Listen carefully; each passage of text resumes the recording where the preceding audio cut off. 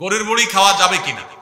ভাই, এই প্রশ্ন উত্তর হলো যে গরুর ভুঁড়ি খাওয়া ইসলামী শরিয়ার দৃষ্টিকোণ থেকে সম্পূর্ণ হালাল। আপনার যদি রুচি না কুলায়, সবাই সব জিনিস খাওয়ার রুচি হবে না, আপনার যদি রুচিতে না কুলায় আপনি খাবেন না, সেটা ভিন্ন বিষয়। আপনার না খাওয়ার অধিকার আছে যে আমার ভালো লাগে না, এটা আমি খাবো না, কিন্তু শরীয়ত সেটাকে কি করে নাই? হারাম করে নাই। যদি পরিষ্কার পরিচ্ছন্ন করে রান্না করা হয় সেটা খাওয়া সম্পূর্ণ হালাল। অনেকে শুটকি পছন্দ করেন না, তো শুটকি আপনি পছন্দ করেন, আপনি খায়েন না, কিন্তু শুটকি খাওয়া কিনা হারাম না। ঠিক একইভাবে গরুর ভুঁড়ি খাওয়া কিনা হারাম না। গরু কেন, যে কোনো প্রাণীর ভুঁড়ি খাওয়া হারাম না। আপনি পরিষ্কার করে যদি খেতে পারেন সেটা অবশ্যই কি আছে? জায়েজ আছে। কেউ খেলে তাকে ঘৃণা করাও উচিত না, কারণ আল্লাহ যেটাকে হালাল করেছেন সেটাকে আপনি হারাম করার কে? এজন্য এই বিষয়গুলো আমাদেরকে ভালো করে বুঝে নিতে হবে যে আমার রুচি না হওয়া এক জিনিস আর শরীয়তে হারাম করা আরেক জিনিস। বিনা গরুর ভুঁড়ি খাওয়া এটা হারাম কোনো বিষয় নয়।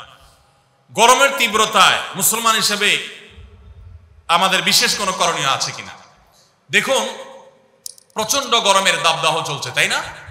কাঠফাটা রোদ চলছে, এবং আমরা বিভিন্ন সংবাদ মাধ্যম থেকে জানতে পেরেছি যে এই বছর এত বেশি গরম নাকি পড়ার আশঙ্কা আছে, সম্ভাবনা আছে যে গরমে প্রচুর মানুষের হিট স্ট্রোক হতে পারে, অনেক বেশি আপনার মানুষ অসুস্থ হয়ে যেতে পারে, দুর্ঘটনা ঘটতে পারে। গত বছর হজে রেকর্ড সংখ্যক মানুষ হিট স্ট্রোকে মারা গেছে, এবং আমরা হজে ছিলাম, সাইফুল্লাহ ভাই ছিলেন। এত গরম, এত কষ্ট, মনে হয় জান বের হয়ে যাবে। তো এরকম পরিস্থিতিতে একজন মুসলিম হিসাবে আমাদের কিছু করণীয় আছে কিনা? প্রথম হলো যে একজন দায়িত্বশীল এবং সচেতন মানুষ হিসাবে আমাদের যাতে হিট স্ট্রোকে আমরা যেন ক্ষতিগ্রস্ত না হই তার জন্য চিকিৎসকগণ এবং সংশ্লিষ্ট বিষয় বিশেষজ্ঞগণ যে পরামর্শগুলো দিয়ে থাকে সেগুলো আমরা খুব গুরুত্বের সাথে মেনে চলবো। আমরা জানি ভিটামিন সি, লেবুর শরবত ইত্যাদি এই সময় খুব বেশি উপকারী হয়ে থাকে, সেগুলো আমরা বেশি করে পান করব। ইহুদিদের যে সমস্ত পণ্যগুলোকে আমরা শরবত বানায় খাই, ড্রিঙ্কস কিনে খাই, সেগুলোর পরিবর্তে আমরা লেবুর শরবত ইত্যাদি বেশি বেশি খেতে পারি। যে পরামর্শগুলো ডাক্তাররা দিয়ে থাকেন, স্বাস্থ্য বিশেষজ্ঞরা দিয়ে থাকেন, সেগুলো আমরা মেনে চলবো। যথাসম্ভব নিজেদের দিকে খেয়াল রাখবো। এর পাশাপাশি মনে রাখবো, গরমের তীব্রতা, পৃথিবীতে আমরা যে গরমের অনুভব করি, এই গরমের তীব্রতা এটা কিন্তু জাহান্নামের ভাব। বুখারীর হাদিস দ্বারা এসেছে, হাদিস দ্বারা প্রমাণিত যে জাহান্নামকে আল্লাহ তাআলা বছরে দুইটা ভাব ছাড়ার সুযোগ দিয়েছেন।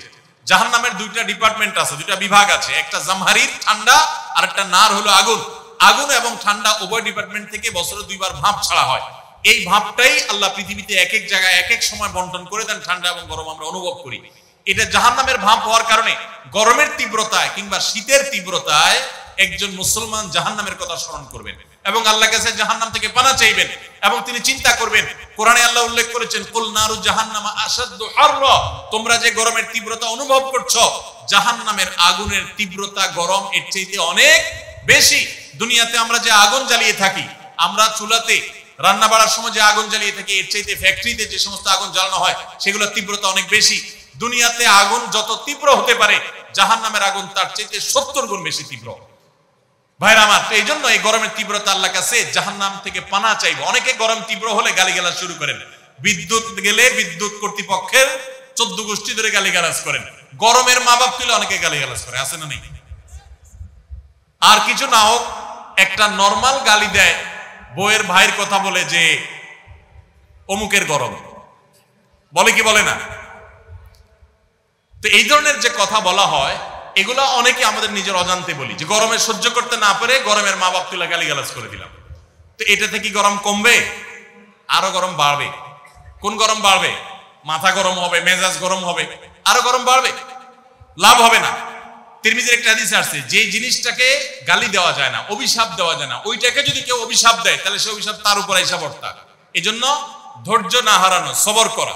আল্লাহ তাআলা আমাদেরকে সবর করার তৌফিক দান করুন। সেই সাথে গরমের তীব্রতা কমানোর জন্য প্রত্যেকটা মানুষ প্রচুর পরিমাণে গাছ লাগানোর চেষ্টা করবেন।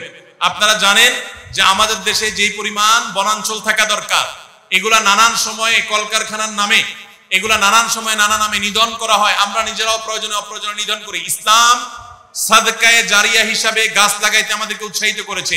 মসজিদ বানানো যেরকম সওয়াবের কাজ, মাদ্রাসা বানানো যেরকম সাদকা জারিয়ার কাজ, গাছ লাগানো কিন্তু একটা সাদকা জারিয়ার কাজ। আমরা গত বছর আসুন্নাহ ফাউন্ডেশন থেকে 1 লক্ষ গাছ লাগিয়েছি সারা দেশে।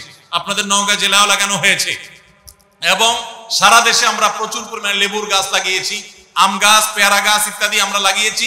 আপনি নিজের জায়গায় হলে তো ভালো, না হলে আরেকজনের জায়গায় নিজের খরচে লাগান। ভাই গাছটা আপনি ভোগ করেন, আমি লাগাই সব কামাই করলাম। এই গাছ বড় হবে, ছায়া দিবে, এক সময় গরমের তীব্রতা একটু হলেও কমতে সাহায্য করবে। এর মাধ্যমে আপনি আল্লাহর কাছে সওয়াব পেয়ে যাবেন।